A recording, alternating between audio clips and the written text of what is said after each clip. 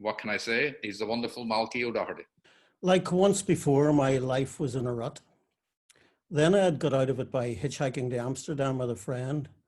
Our first lift out of Lancaster had been with two girls in a dormobile. They were going to Amsterdam too. At the end of that holiday, I went home, packed in my job, and moved to England to live near the girl who had driven the van, Linda.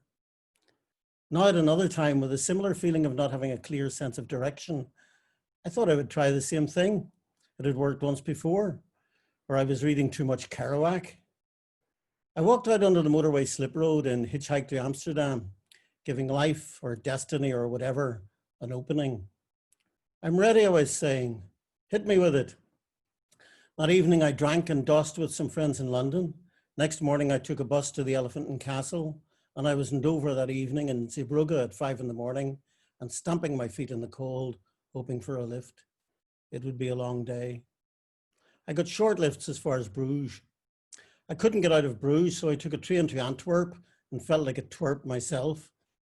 I was in a bad location, but a wee blue Fiat car screeched to a halt, and I ran after it, my rucksack bouncing on my shoulder, and I got in. There wasn't a lot of room in that car. You might have read the situation immediately. I didn't.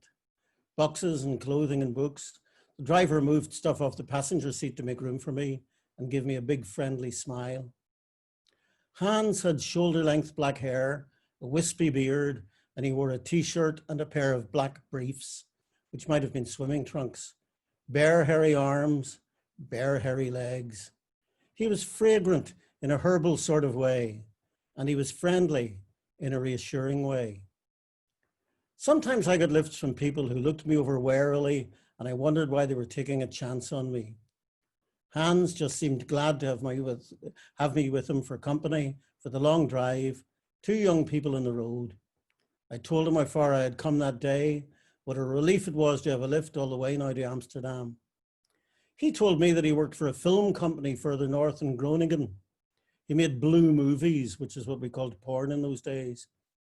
I should come up sometime and watch. Sure, no problem. I was young, younger than 22 would be these days, and I wasn't totally clear in my mind that this man was gay and that he was being nice to me because he was hoping to have sex with me. Indeed, I still wonder if that is strictly true. I enjoyed his company. He enjoyed mine. We talked films and books and music. We hardly had any silences, and they weren't a problem. We got on wonderfully together. He would have picked up very quickly that I was not gay, surely. He wasn't oppressive or invasive in any way at all, but his interest was clear. People aren't usually just that friendly at first meeting. And maybe I was learning some important lessons in what it is like to be the one who's being come on to. It was nice. I was flattered by his attention. He made me feel good about myself. And I started thinking, this is how it's done. This is the proper way to relate to someone you hope to win over, to delve deeper into. You make them comfortable. It was a lovely, bright spring afternoon, passing through the flat Dutch landscape on the motorway system, the road signs to Rotterdam and Utrecht, that lovely feeling of possibility and freedom. Hans was going beyond Amsterdam, but he offered to take me into the city. I suggested we score some dope and have a smoke together. It was getting dark. He pulled up in a street near Vontel Park and signaled to a fairly conspicuous dealer, and we now had what looked like a piece of Pakistani black. Why don't we drive out of town to a nice quiet place where we will have peace to enjoy this, said Hans. Then I will drive you back to a sleep-in and say goodnight. I trusted him. We cleared the city and parked in a little country road and rolled a joint. It wasn't good dope. There was an immediate hit that seemed to evaporate quickly. Hans explained sometimes they cut this stuff with horse shit. We sat in the front of the car, trying to savor the night and what little effect the dope was having. And then we relaxed and were silent together, just gazing ahead of ourselves, me without a thought in my head. You know, he said, no, I would really like to go down on you. I was thinking it would be good to do something nice for Hans, but not that. I know you're not gay, he said, it's okay. But I thought for a while, maybe if I closed my eyes. I've come all this way to let something happen that would change my life. And this is what's happening.